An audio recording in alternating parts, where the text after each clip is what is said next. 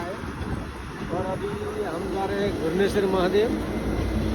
ये देखो बहुत शानदार नज़ारा इधर का है, आप देखते रहो। एक नंबर एक नंबर। हाँ देखो देखो ये बारमाला कटवाल नाका है।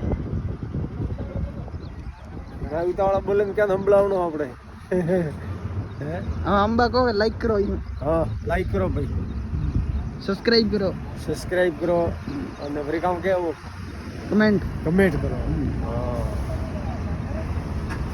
तो बा हमें अबे घुरनेश्वर महादेव पोस्ट टाइम कदर लागी हाँ લગભગ 20-30 કિલોમીટર સેટા હા हाँ પછી મેં તને ઉડાર દર્શી દેખાવો તો પહોંચો।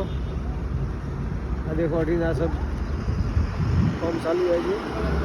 ये हमारे हाथ में साथी उबा है, सब साथी है हमारे। हाँ ये हमारे इधर चौकुबा खड़े हैं। हाँ